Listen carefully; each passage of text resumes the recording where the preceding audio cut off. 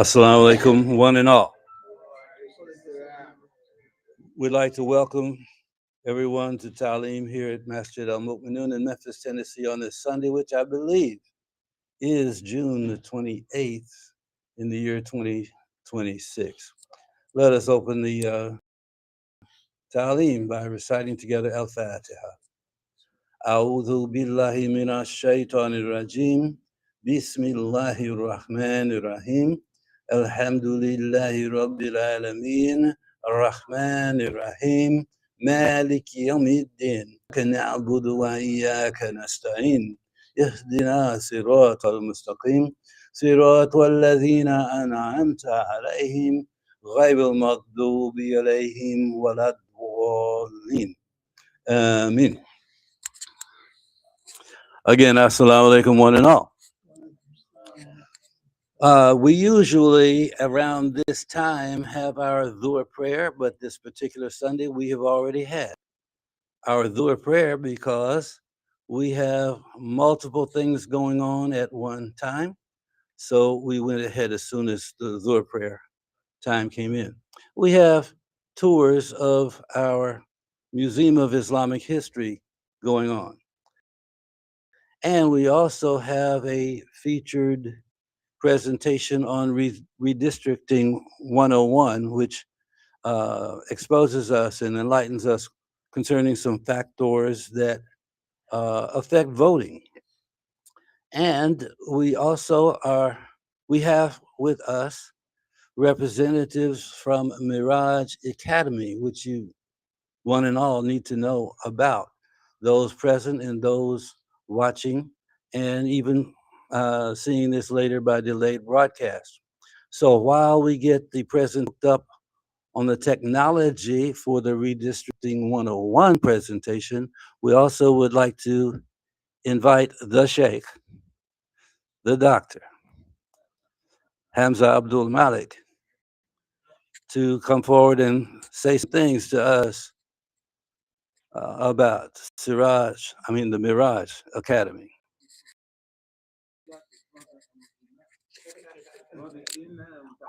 All that too. Other man, Dr. Sheikh. Got to speak in this and all that at the same time. Assalamu alaikum wa rahmatullahi wa barakatuh. Bismillah ar-Rahman ar-Rahim. Alhamdulillah. Wa salatu wassalamu ala Rasulullah. We praise Allah subhanahu wa ta'ala, the exalted and mighty, exalted and high, for blessing us to be here and to see all of your beautiful faces today. Alhamdulillah, it's a blessing to share this space with you. Just yesterday, we were honoring at the Botanic Gardens. Yesterday, we honored 5 new memorizers and guardians of the Quran who had completed their memorization of the Quran. They were all teenagers. Alhamdulillah. The Miraj Academy is a school that is dedicated to changing the model from Islamic education to Islam education, in the sense that we're not just trying to educate students in a secular way and adding an Islamic flavor to it, but we are teaching them Islam through all the sciences. Just as Allah teaches us about Tawheed and His unicity, His oneness, His signs, through everything in creation. And so we're dedicated to teaching our students about all subjects by using the Quran as the foundation and the basis for all knowledge. And so it's very important that they study the Quran, they memorize it, they understand what it means, they learn Arabic as they are developing in all of the other subjects. And so as a result of that, and we've been open for about 9 years now, and we were dedicated to educating middle school, high school students, but just as of last year, we have shifted to focusing on elementary, starting from the elementary level, from pre-K and K in terms of grade level. And inshallah, we will continue to develop them all the way through high school. And hopefully, inshallah, this will create a model of education to where we are able to get accreditation, which alhamdulillah, we have achieved accreditation in the state of Tennessee. Um, so we're able to acquire vouchers, um, but at the same time, a high level of excellence with regard to learning of Islam and having being grounded in the Quran as well. And alhamdulillah, it's been very successful. We have very highly qualified teachers, and um, and the goal, inshallah, is uh, to produce Quranic Quran grounded leaders within the Memphis community, building them from the ground up, so they can continue to push forward, these very important missions that the masajid and the Muslims have in this city, and hopefully become a model that inspires other places to develop their own Quranic based education systems, not just schools, but school systems, inshallah ta'ala. So, hope, please, if you, help us with your du'as, with your prayers, and in addition, if Allah has blessed you with some funding, then help us with the funding in addition to your du'as. Jazakallah khair. May Allah subhanahu wa ta'ala reward you with something better. Oh, Jazakallah khair. Jazakallah khair. So I accept this on behalf of Miraj Academy from Masjid Mu'minun. Allah subhanahu wa ta'ala continue to bless this masjid and the legacy of this masjid, and allow us to be among those who live up to that legacy and continue to push this legacy forward, inshallah. Jazakallah khair. Thank you.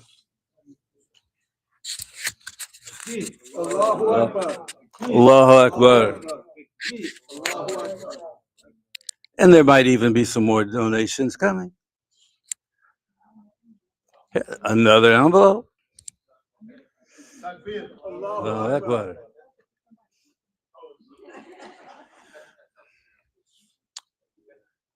So now we're shifting over to the presentation on Redistricting 101, and we are going to introduce Sister Amal Al-Talib and get all the microphones set up for that. Assalamu alaikum. Just a little bit of your patience, please. Okay, you got to speak into this and that. Okay. Assalamu alaikum. With Allah's name, the merciful benefactor, the merciful redeemer, I bear witness that there is no God but Allah, and I bear witness that Muhammad is the messenger of Allah. Again, assalamu alaikum. My name is Brother Jason Sharif, and I serve on the board of the American Muslim Advisory Council. And this is kind of like a 360 moment for me, because I remember back in 2010 when I was living in Nashville, and when the Tennessee State Legislature had passed that anti-Sharia bill, or attempted to pass that anti-Sharia bill. And there was a lot of Islamic phobia going on. There was a lot of anti-Muslim backlash going on in Nashville. The Islamic Center in Nashville was vandalized. Masjid Al Farouk was vandalized, and it was just a lot of things um, going on in Nashville, and it was the Nashville Muslim community who organized and fought against that bill. And I remember it was the immigrant community in Nashville at that time. They came to Masjid Al Islam in Nashville, the community of Imam W.D. Muhammad, and they asked Imam Yusuf Abdullah, who passed away in January, and may Allah be pleased with him and grant him paradise. They asked Imam Yusuf to be the voice of a radio program called The Muslim Perspective in America. And so, we did that radio program. So it was just a lot of organizing and a lot of fighting. But it was out of that movement in 2010 that the American Muslim Advisory Council was born in 2011. And so now, we're still facing, a lot going on, especially in Memphis with the redistricting. They have broke the city of Memphis from District 9 into three separate districts. We are now District 5, 8, and 9. And Masjid Al Mu'minun, we now fall in District 5, which is, right now the current representative of District 5, he has made statements that, Islam doesn't belong in America and things like that. So, these are the things that we're fighting. So we just wanted to do this session to let everybody know that's what's at stake here in Memphis in the coming elections. So Sister Amal is our program manager for West Tennessee. She's doing a great job. She also leads a young group of students called the Muslim Voices for Change. And we took them to City Hall. We took them to the county commission. So she's doing a great job. Unfortunately, we'll be losing her in the fall. She's going to law school. So y'all give a hand for that.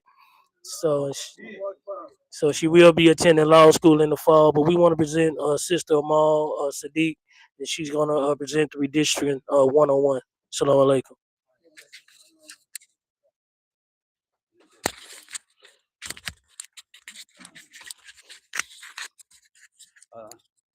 This is the main one. You can put it on. Assalamu alaikum. Is it connected? Can you hear me? That goes straight out to Facebook. Okay. Assalamu alaikum, everyone. I know this is a bit awkward. I need to be closer to the to my computer. So if folks actually here would like to move, yeah, that would be great. Jazakumullah khair, Brother Jason Sharif and Imam Rashad, for the wonderful introduction. My name is Amal Terib, and I am the West Tennessee Program Manager for AMAC, the American Muslim Advisory Council. And the point of this session is just to simply open the conversation about Redistricting 101. We saw it happen just about a bit more than a month ago, and it took us by surprise, but a lot of people saw it coming. So I just want to start by doing a quick test of what is the difference between, can you all hear me? I know I'm a bit soft-spoken, no? Okay, in the back? Okay, I'll try to project. So what is the difference between congressional districts and state districts? If anyone has an answer. Congressional district. Yes, sir. Who's going to go to the federal government? Washington state districts who's going to go to the state capital. Yes, thank you, Imam Zaid. So exactly, so the difference is they're both electoral districts, except one is our representatives in DC and one here in Tennessee. So the redistricting that happened was specifically for congressional districts and representatives, but could they redistrict for state, also House and Senate districts? Possibly. Anything could happen with our current lawmakers in Tennessee. So what is redistricting? It's a process of redrawing or reshaping the electoral districts determined by each state, and it's actually determined by the state legislator of each state. Unfortunately, I wish we have this system, but in other countries, it's not a partisan process. It's actually an independent, non-partisan groups of people who does this process of redistricting. But in the United States, we have this system where our own lawmakers decide the districts. So when we talk about redistricting, we have to also talk about gerrymandering, which I know I'm preaching to people who probably know more than I do, most likely. But if we can look here really quickly at a normal redistrict, be this competitive district that we see all the way on the left, where you have a mix of red and blue. Let's say they represent different parties. Red being Republican, blue being Democrat, for example, here in the state, in this case of the United States. Packing would be to try to pack most of the minority or one party in one, so that you can have more districts. So if you see here in this middle example, we have more districts that are blue and only one that's red. And in a way, this was our District 9. This was our district before the most recent redistricting. And then cracking, they drew it in a way where actually now you have more red. So you try to split the blue vote to dilute it so that you can have more of the other side of the other political party, which is actually what our map right now in Memphis looks like in Shelby County. So we see that gerrymandering becomes then an intentional process of changing where the districts, the electoral districts, for the benefit of one specific political party. So I tried this link a couple of times before I came, and it didn't work. And this is our government supposedly posted this link for us to know what our new districts are, but it keeps crashing. So I hope you guys can still scan this code and have the website on your phones. There's also the QR code are also on the handouts that Brother Jason shared. So at some point, hopefully it will work. But here, if you put your address, you'll be able to know which district you're in, whether it's 5, 8, or 9. But like Brother Jason said, Masjid al-Mu'minun and areas around would be now in the new district of District 5. I know we have some people from Midtown Mosque. Midtown Mosque would be also in District 5. Okay, so the famous case of Louisiana versus Calais. I'm a very visual person, visual learner, and I love this video of Vox that explains the Supreme case really well. So I'm actually going to show parts of it. Let's see if the sound works.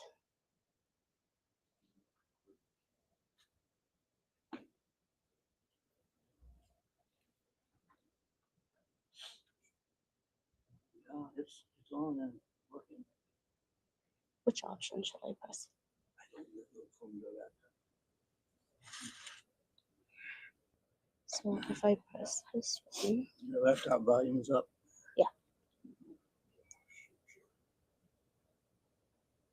it's not headphones. Is it this one? I don't recognize either one of them. What's the name? If it doesn't work, we can maybe put the microphone near your laptop. Yeah. What did you say yourself? You want to play it through from the computer speakers or through these speakers? Through these speakers. So you try to play it on, sync it with the phone. Try it, yeah. Sync it with. With your phone. Pull the YouTube up on your phone. Yeah. Try to sync it. Even if it's off a little, or the microphone like he was doing, if you play it off the computer direct. Yeah. Okay, let's do that. You were getting in there. Try to get. So I unplugged the. Oh, I think it's because of the. Internal. Consumer Rights Act of 1965 for the financial support of our members. Now, in Louisiana versus Kelly, the U.S. Supreme Court appears willing to strike down Section 2, despite the striking similarities to now in Louisiana.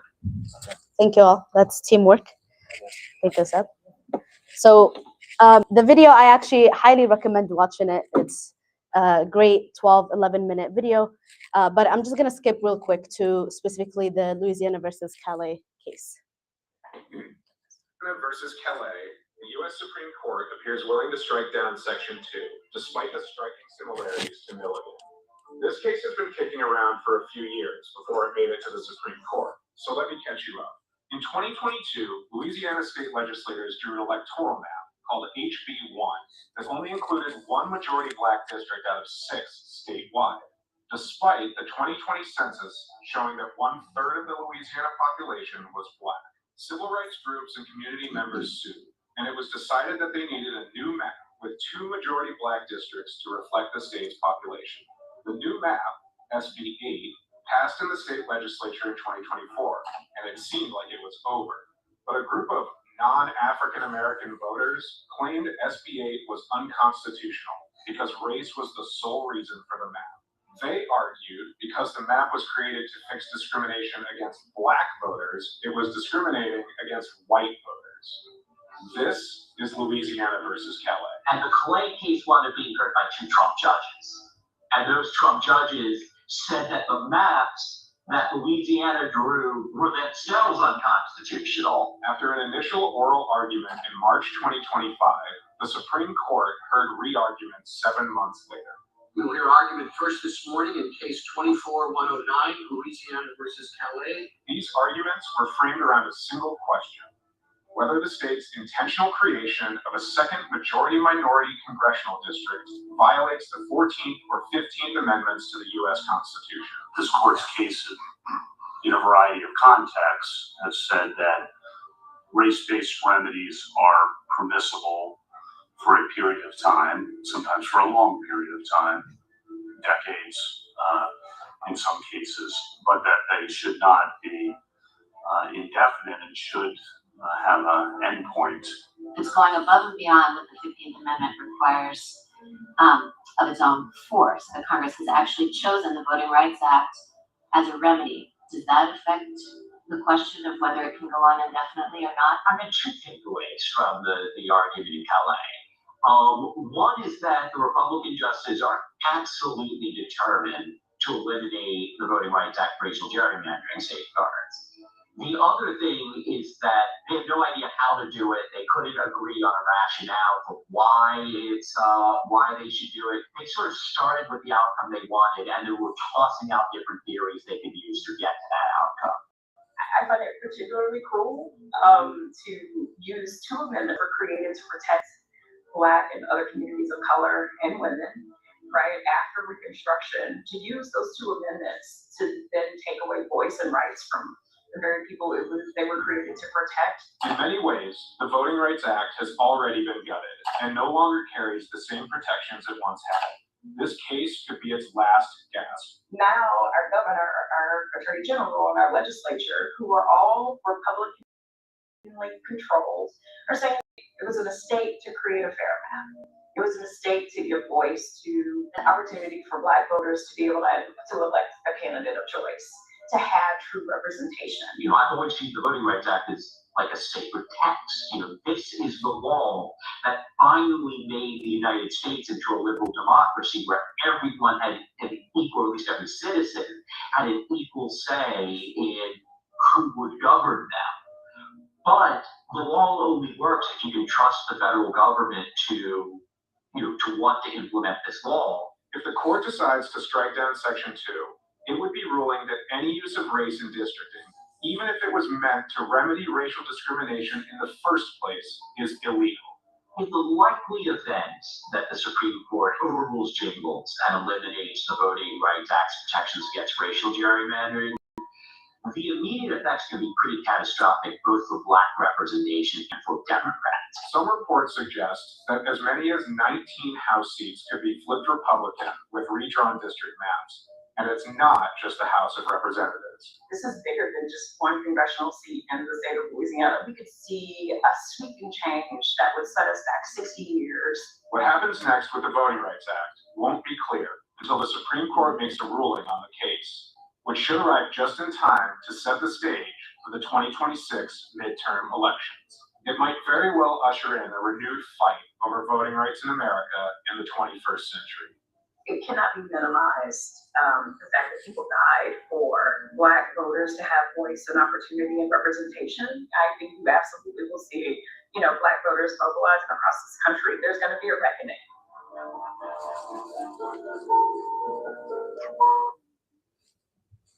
So a lot in that video that we need to just discuss a bit, but this video was published before the Supreme Court ruling, which, as we know, it actually passed. They struck down Section 2 of the Voting Rights Act. And as we saw in our own Tennessee legislature, they were able to redraw the map. Alabama, Kentucky, and many other southern states are also doing the same. So just some quick reflections, any feelings, thoughts that come out of this. When you say redraw the map. Yeah. Redraw the map so it'd be a wider area of opportunity for the African Americans to vote? Unfortunately not. It's the opposite? Yep. So the old map used to have, and I'll point it here, it used to be all of this. It was Shelby County.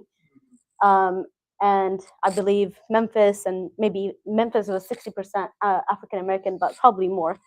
But now, because we are looped in, the vote is diluted, the Black vote is diluted through now we're looped in with a lot of rural counties, white counties, as well as, so we have 8 was expanded, 5 was expanded, and then 9 was really cut.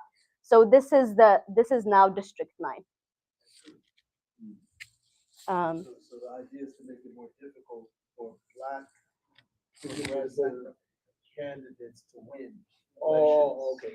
Right, and if you hear our lawmakers in Nashville, they said this is not about race. This was simply a partisan issue, and they were honest about it. And they said, we just wanted one more because Trump had, our president had said on Twitter. I know this is on Facebook, so I'll try to be.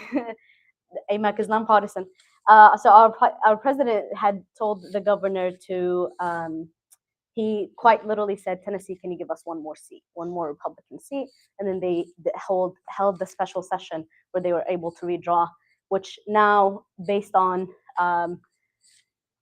polling, they say that all 3 districts will be leaning Republican, but for our communities, it's even more, it should motivate us more to really turn out and to register a lot of voters who have been apathetic, or our youth, our young voters who really haven't registered. So we have to take this as an opportunity to fight and to really turn out, because what is the alternative to just, sit back and give up? So how many African elected officials do you have in Memphis now? Representing Memphis, none, because our older we have local leaders, but we don't have a African American representing Memphis in DC. Even our incumbent, Representative Steve Cohen, had been an incumbent for about 17 years. In the original District 9, the other African American candidate who was running against him, Justin J. Pearson, was on the rise, and people were supporting him and were hoping that he would win. But then now, with the split really of the people who would have supported him, now it's a toss-up on whether he will actually be able to represent or not. I see a hand in the back. Thank you.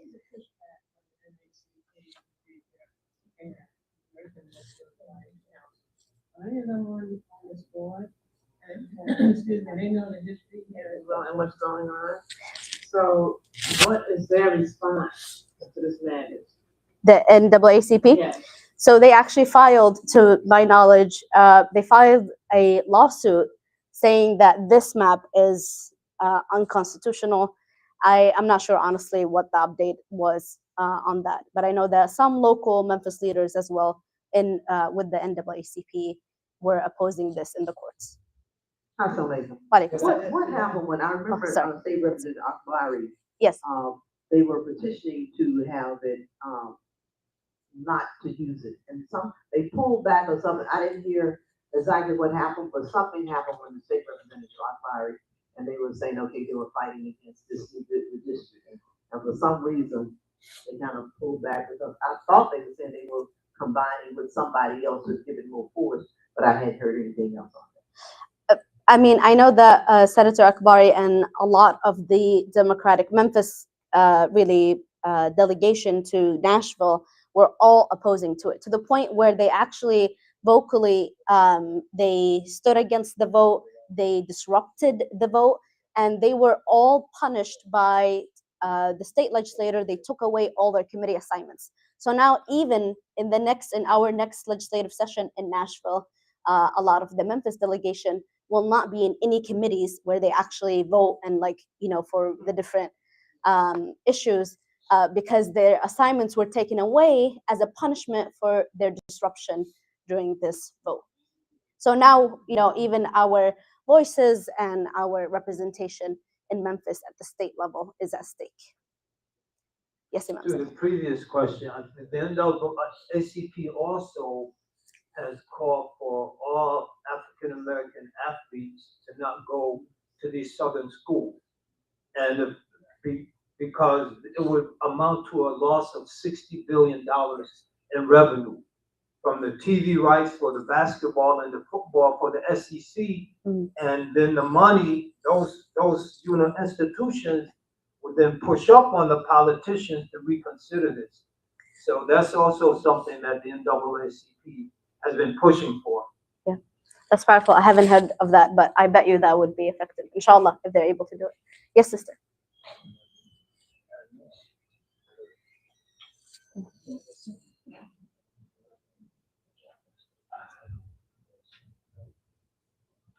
Assalamualaikum. Waalaikumsalam. Is this redistricting just the beginning of really everything that we are trying to build?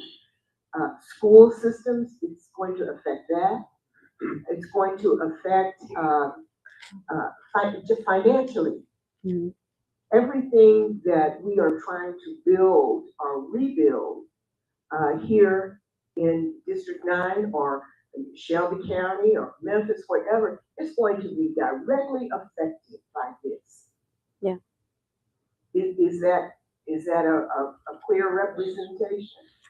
I agree with you, sir. I think that it starts in the courts, and it starts in the laws, and the political rights are taken away. Then eventually, because if we don't have representation, would people, so-called our leaders, actually care about our communities and our issues? And so it is actually the over the last month, there's been in the activists and organizing communities, there's been just such a heavy feeling of what can we do, especially here in the sea, as the first state. Actually, Tennessee was the first state to be able to pass these new districting. But inshallah, this is our first session, so thank you, Mr. Mu'minun, for allowing us and hosting us to start this conversation in our Muslim community and to expand it, inshallah. Yes, sister. Who amongst our ranks, amongst you who are educated in the political machine right now here in Memphis, who's a part of some of these activist groups that you've mentioned, who could run up against these folks? Or at least attempt.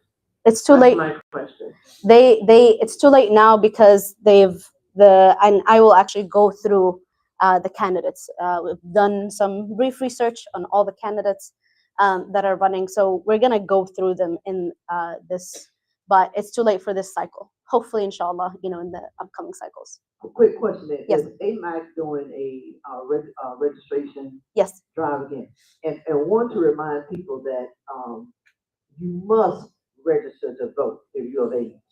In addition to that, encouraging our family members, and we also have to remember that our president was very instrumental in having mailboxes and things shut down so that people could not do a mail by vote. That is real crucial for those individuals who use that as their means of casting their vote. So we have to be mindful of those things that are trying to hinder us from being able to vote. Do everything. I don't care if you got to vote early. I don't care if you got to vote twice. Yes. So yes, on the voter registration, sister, and then inshallah as well, there will be a Muslim vote day. I'll share the date, but we're just gonna encourage people, inshallah, to vote for the primaries in July for all Muslims to vote together in the early voting. Sorry, I saw a hand. Yes. Assalamu alaikum. Walaikum salam. Yeah, I'm kind of conflicted, because on the one hand, the lead district and the Republicans get the upper hand, but a lot of people that would be encouraged, we would be encouraging to vote. Their options. The options is to vote Democratic, and I mean, we have to be realistic. A lot of people have come to the conclusion that it don't make no difference which one of the two parties are in control, because both parties are controlled by the same elite, right? And the same policies that cause the machine to function the way the elite want it to function is going to be in place anyhow. Just one red and one blue. Somebody expressed it earlier. Same bird, two different wings. I mean, two different wings, same bird. But that's. Imam Zaid, you have a Yeah. response? I'm from my political science professor. Yeah, I think historically that might be true, but the Democratic Party, the rank and file, is overwhelmingly against the genocide in Gaza. Yeah. And also has carved out a political space to begin to oppose that duopoly. Mm-hmm. So you see what Mamdani and the Democratic Socialists are doing in New York City. They just defeated 3 APAC candidates. Mm-hmm. So if you say, oh, the Biden and the Schumer and we shouldn't even call him Hakeem Jeffries, we'll call him Harry Jeffries. That wing of the Democratic Party and the Republicans are the same. That might be true, but they're on the wane and on the decline. And those that oppose genocide, those that oppose the ecological destruction of artificial intelligence, ecological destruction like Colossus 1 and 2. Here in Memphis, that wing is rising. And so if you look across the board on an array of issues from foreign policy, from anti-Zionism to anti-big tech hegemony, etc., there's a far greater room for political pushback on the Democratic Party side than there is on the Republican side. So I don't think the old paradigm of this two sides of the same coin holds anymore. And so I think the main thing is the gender issue with the Democrats, right? So just say, put the clothespin on your nose and go for the ecological issues, go for the foreign policy issues, and trust in Allah. Well said, Imam Zaid. Yes. So what we usually say, and what I tell myself, is who will be the least harm, and it is our duty, our wajib, as Muslims, to vote for those who will be least harm to our community. So inshallah, I'm gonna go through actually some of the most candidates, and I'll come to you, Brother Jason, so that we can see together. And this is just brief, research. It's a live vote candidate guide that inshallah we'll keep updating. And I'll also leave my email for anyone who has more information that I can add to the spreadsheet. And the idea is just that we share, this candidate guide together in our community, and we decide together who will be least harmful to not just our Muslim community, but in general our Memphis community, to humanity. Go ahead. The spirit of what he's saying is what they hope people have. That's right. To stay away from voting. Yeah. Because you got issues with this or that. And you don't want to dive into the idea of saying, well, let's show them all of this bad stuff that they know that they're doing, that it's intentional, so that they won't go to the polls and vote. We have to exercise. People fought and died for the right to be able to vote, and for us to give it up because we don't like what they're doing here. They don't like, you pick the lesser of the two evils is what you're saying. So we have to be consistent in exercising that right. We're Muslims, we're believers. You have to exercise your right to vote. And if you give it up, don't say nothing when it don't turn out like you want. Yes, ma'am.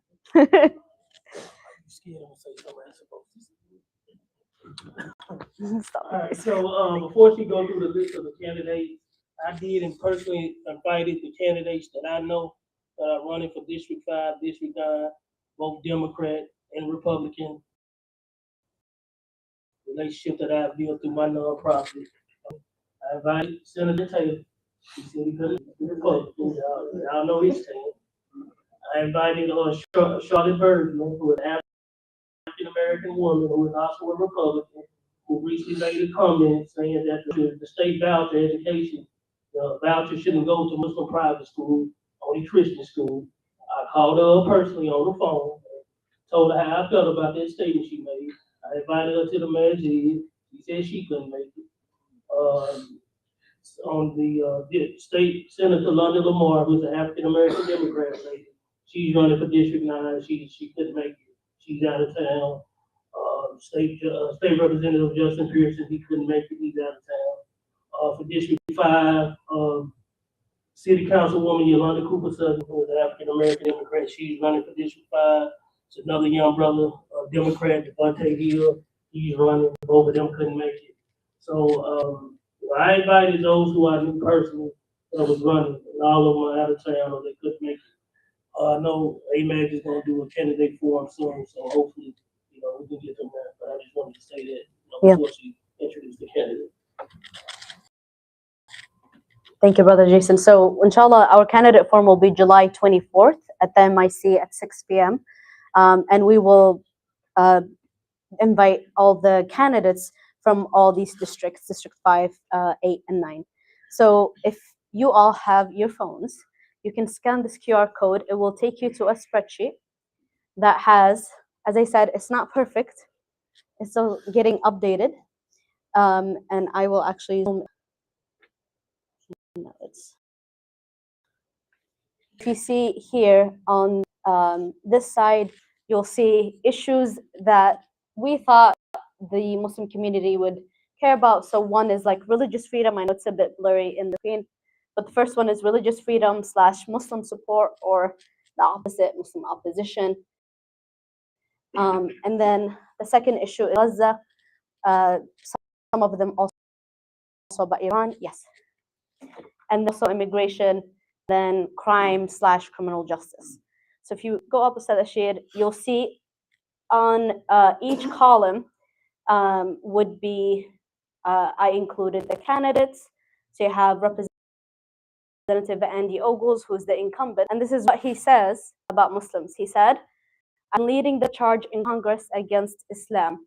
And for each of these quotes, I tried to include quotes, but some are just like statements and rephrasing summaries. But I also tried to include links to each one of them so that you can actually go. On the name as well, it's hyperlinked to the website that each of these candidates have. So that's where Representative Andy Ogles stands when it comes to Muslims. And then when it comes to Palestine and Gaza, he says, "I stand by Israel and their right to punish Hamas on a scale of biblical proportions." And then on immigration, he just actually a few days ago, he introduced a bill called the Remigration Act, which would revoke naturalized citizens or citizenships for individuals convicted of aggravated felonies, government benefits fraud, certain federal crimes, or material support for a foreign terrorist organization. And we know what this last phrase means when it comes to labeling, just simply Muslim organizations as terrorist organizations. And then his stance on safety, he says in a candidate form, he warned against Muslims because he says they're to blame for more than half sex crimes in European cities, in London, Paris, and Rome. Inshallah, I will include more on his views on public safety and crime, but I just thought that it was relevant to include specifically this about Muslims. Another candidate is Chaz Mulder.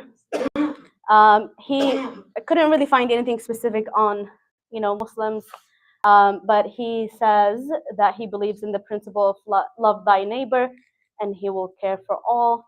When it comes to Israel and Palestine, he says, we have an obligation to help our allies, but also to question the current administration in Israel. So he's a bit in the middle. And then when it comes to immigration, he supports reforming the immigration system, but hasn't very clearly laid out how.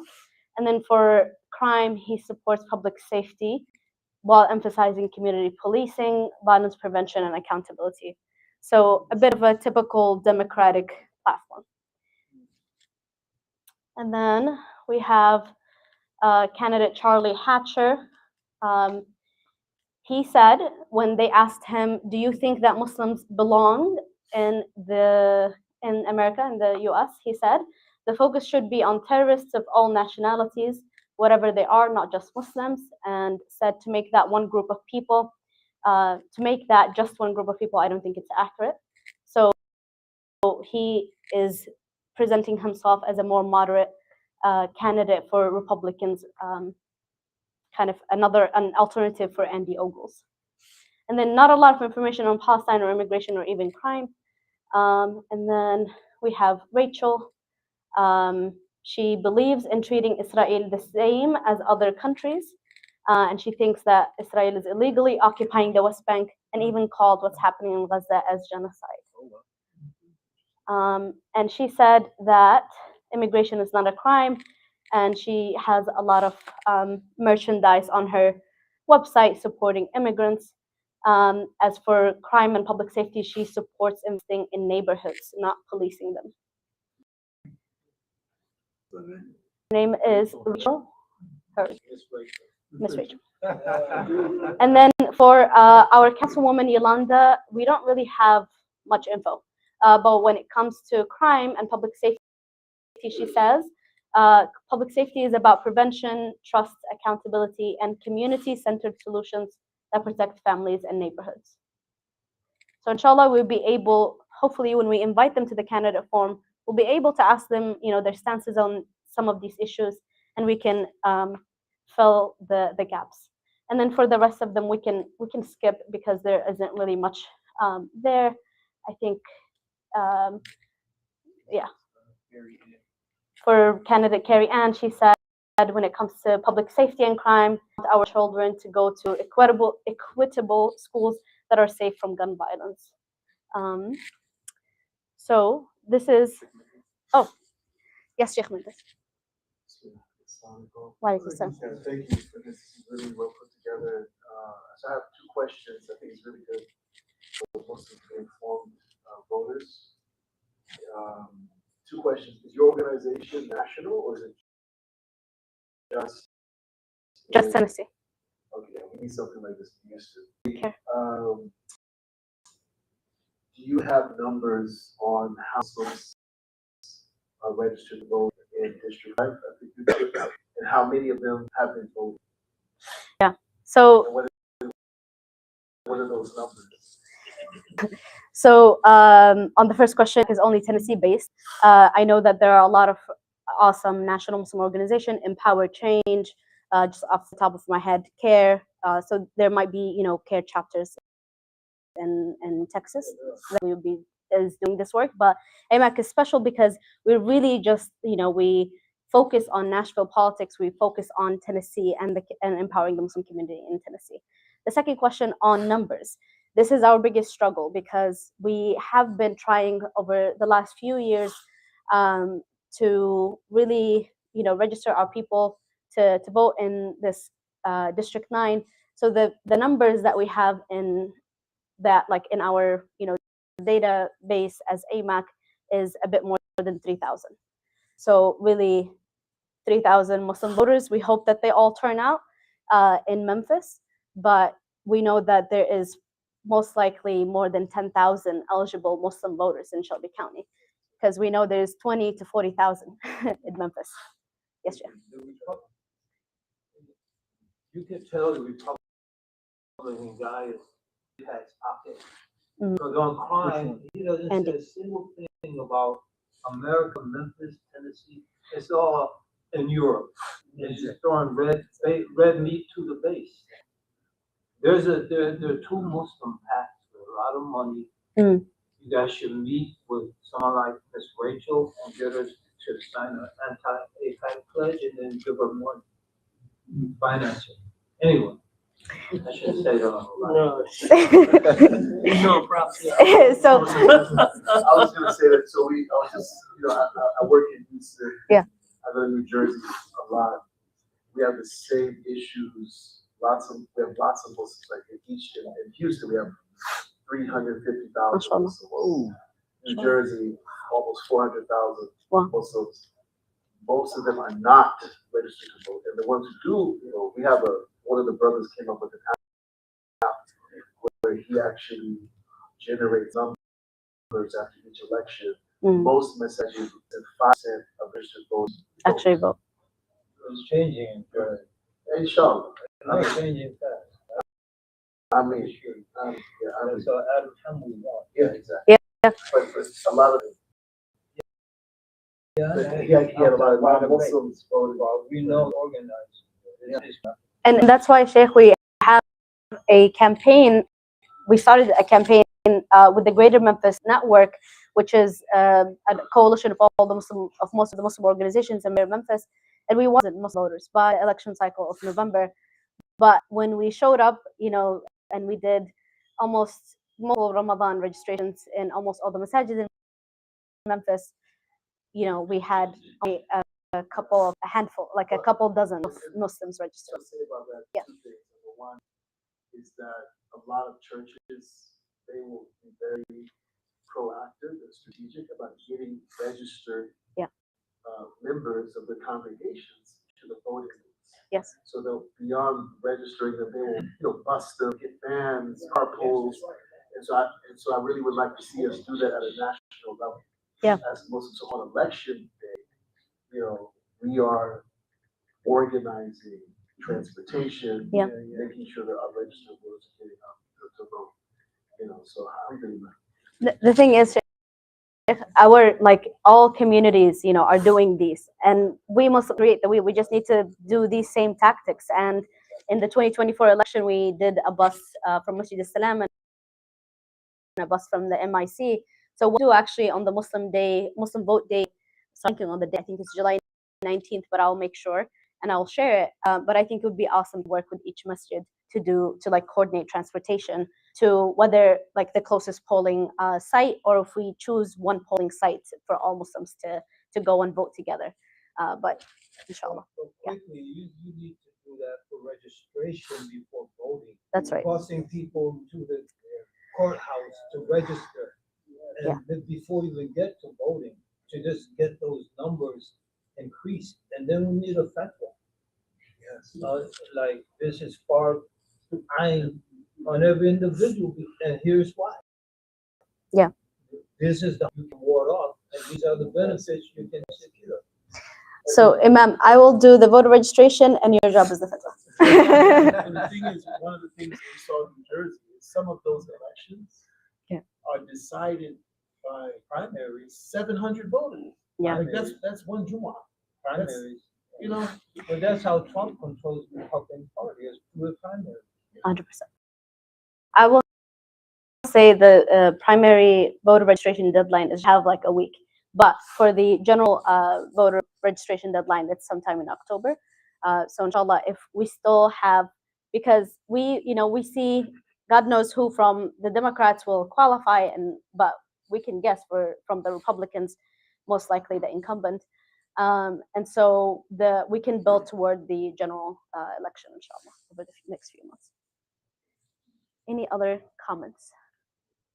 So this was District 5. If you all are interested, I don't know how we're doing on time, but there's also information on District 8 and also information on District 9. So depending on where you fall, excuse me, I know actually a lot of Muslims now are in District 9. So MIC, Masjid al-Rahman, and other masajid used to be under, I believe, District 8, but all of them now are looped in under District 9, which could be an interesting election, or a motivating thing for us. So I actually want to go over a couple of candidates from District 9, and then maybe we can wrap up. But we have Justin J. Pearson. When it comes to Muslims, this was his Eid post. He said that he's committed to standing in solidarity with Muslims. And when it comes to speaking about Gaza, he's one of the most outspoken when it comes to a ceasefire. He has called Netanyahu a war criminal, and he military aid as well. When it comes to immigration, he says the solution is a pathway to citizenship. He opposes ICE raids and the separation, there's a typo there, of children and families. And then when it comes to crime and public safety, he supports community violence intervention, gun safety laws. He's one of the most outspoken lawmakers, representatives in Tennessee, who has introduced gun restrictions or gun safety laws. And he also supports mental health and other type of resources. We also have London Lamar, who is a senator. When it comes to Gaza, she supports humanitarian assistance and protection of civilians, but her stance is not as strong as Pearson when it comes to criticizing Israel and Netanyahu. She also supports immigration reform, so more on the establishment Democrats' stances. And when it comes to public safety, she supports increased public safety funding along with prevention and criminal justice reforms. There are other candidates. I'll just go over maybe two more. So Brent Taylor, he's a current state senator, and he said when it comes to funding Muslim schools, he said he believes it's wrong and should be stopped. And when it comes to Israel, he's a strong supporter and emphasizes on defeating Hamas and combating terrorism. For immigration, he believes in stricter immigration enforcement and connects immigrants coming from the south border with drugs and other crimes. And when it comes to policing and public safety, he emphasizes on tougher sentencing, increased policing and law and order policies. If you all remember, there's a protest in 2023 that blocked the bridge, Palestine protests. So he was the one who said the people who blocked the bridge should have felonies or something like that. Felonies should be, yeah. For that. Todd Warner also actually supports, thinks that funding Muslim schools is wrong, strongly supports Israel, believes in stronger, so similar, very similar to Brent Taylor, just a bit, I guess, less known. So we have, as I said, this is still in the making. Inshallah, we'll continue updating it. District 8, also, I'm not going to go over the candidates, but you can, if you're interested, you could go over them as well. So going back, So, Sister Mom, most yes. of the massages in Memphis is out of 5 or 9. There, most of them are at 9. I think the only masajid at 5 would be Midtown and Mu'minun.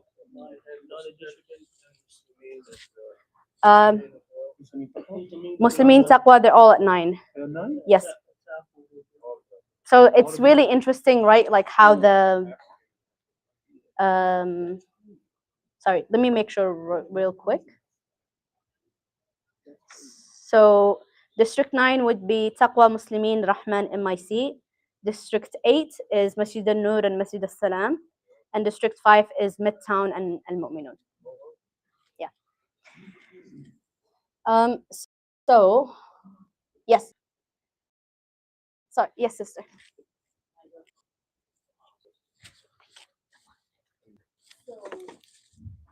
Have you all done any studies regarding, I guess you could say, I don't want to say the current, but District 5, who are the other people in 5? Who are the other people in 8? Okay, who are they? What are their belief systems? What are they interested in? What's important to them? So in the spreadsheet that I showed, there I just focused specifically on the issues of like, do they support Muslims and religious freedom and Palestine and foreign policy, a bit immigration and crime. So you see here on District 5, Andy Ogles, as we, he says and he brags about it that he leads the charge against Islam. We have Chaz Mulder, who is a bit more of the establishment Democrats, believes in religious freedom and loving thy neighbor. So there are here on this list, it will show the other people also in District 5. But if you click on each of their websites, they will tell you their values and what they believe in. I just didn't include it in the spreadsheet because I thought people can easily go back and check for each of the candidates. Yes, sister. Yes, I understand that. I'm talking about the citizens, the people in those communities that they're representing. Okay, is that really what those people believe? So do the candidates represent what the other people outside the Muslim community? Yeah. Not sure. I mean, we know, so in this July 4th, it will be the 250th anniversary of the Declaration of Independence, and there's actually a group of people called the Next 250, led by Sister Linda Sarsour and other organizers nationally. And their whole project has been over the last 2 years is to actually ask what are the things that most Americans agree on, aside from any partisan issues. And it would be really interesting. They will probably publish, on July 4th. So if you look up the Next 250, it will be interesting to see exactly what their, findings were on statistics, doing the research, what did people agree on.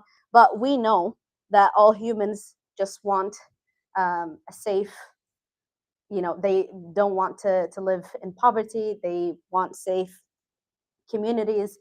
So really the basic, like housing, affordability, so basic things that people need in our communities. But spot on, sister.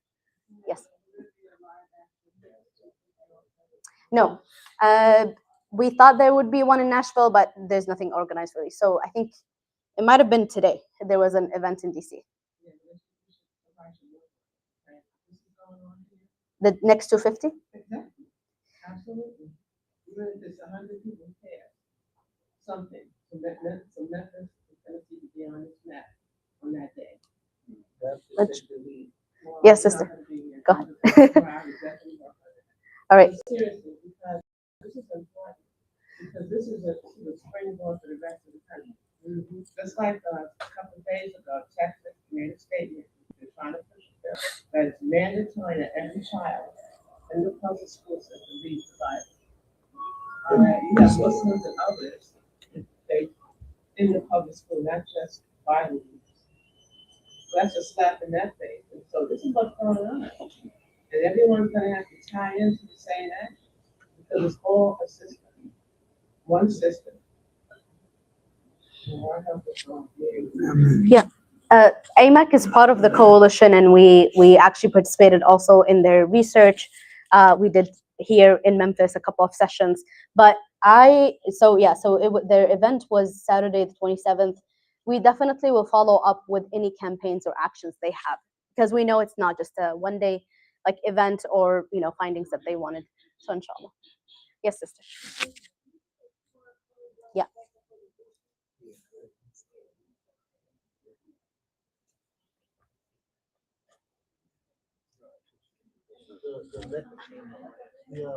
It's right here. That's solely led by Muslims? No. Or is it a multi-faith? It's a multi-faith. It's a coalition of groups. Yeah, it should also be on the QR code. Yes, on the flyer. All right. Any other? Yeah. But to try to answer Sister Brenda's question, when she had the majority of the district believe like these current representatives, please understand that before the redistricting, District 9 was mainly like Shelby County. But now District 9 encompasses 14 other counties and go all the way up to Williamson County outside of Nashville. So you picking up maybe like 12, 13 Republican counties. So to answer your question, probably the majority of the new district think the way these current representatives think. But to give you also hope, like these districts, these counties are also they're not as populated as Memphis. So the competition could actually be closer than they think, than we all think. Yes. Reminded to use microphone.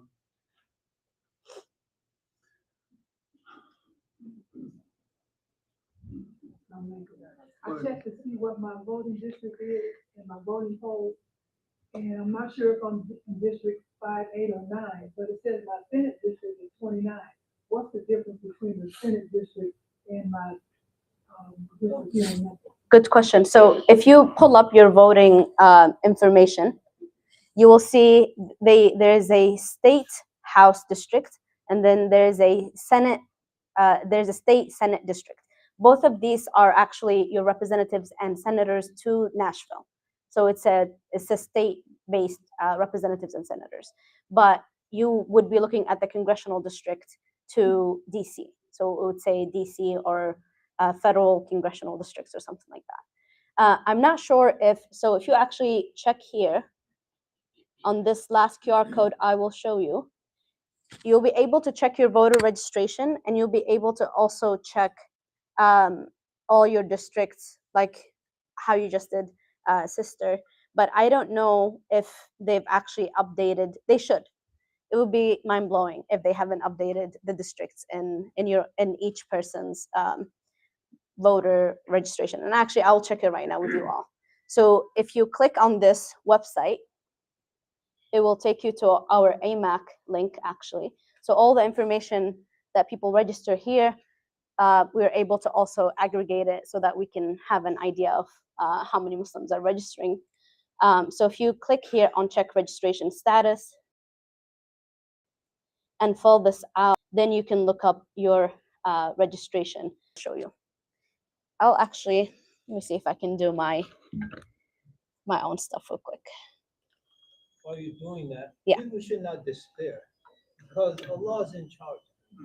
For example, if Trump is able to stand up against the Zionist lobby, all these people in these districts are going to be against the Zionist project.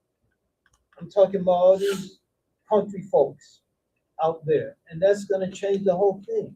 The AI bill, like the AI executive order, Trump got so much pushback from these rural counties where they're building the data centers and they're sucking out all the groundwater from the aquifer and people's water's turning brown.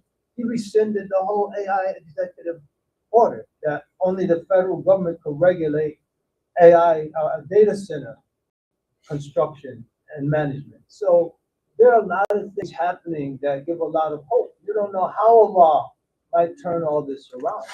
This whole thing could backfire. As the sister said, if you get 60-70% voter turnout in Memphis and Shelby County, it will negate all those extra counties that they brought in. And so the whole thing will backfire. So instead of having one black district, you could have 3. So Allah is in charge. ولا تهينوا ولا تحزنوا وأنتم أعلون إن كنتم مؤمنين. If you're believers, don't be sad. Don't worry, be happy.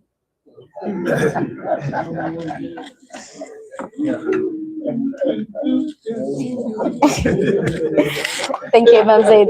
Well said. And I think we can conclude with that. I just wanted to show you all.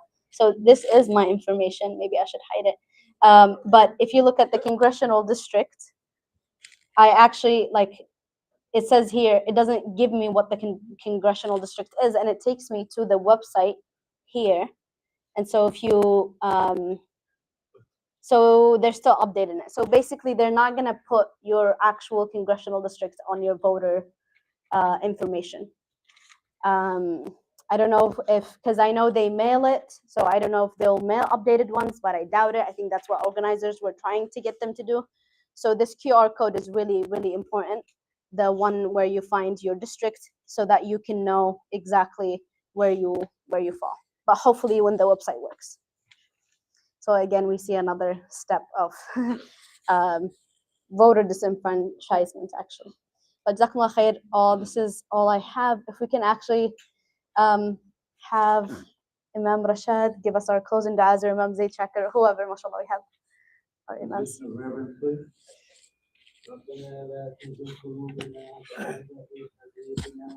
وهب لنا من لدنك رحمة إنك أنت الوهاب أعوذنا بك جبريلنا بالكلمة وبارك لنا في المدير الفردي بدعوات الرحمة آمين. جزاكم الله خير. Yes, Sheikh Hamza. Yes. Oh, جزاكم الله خير. Yes, please.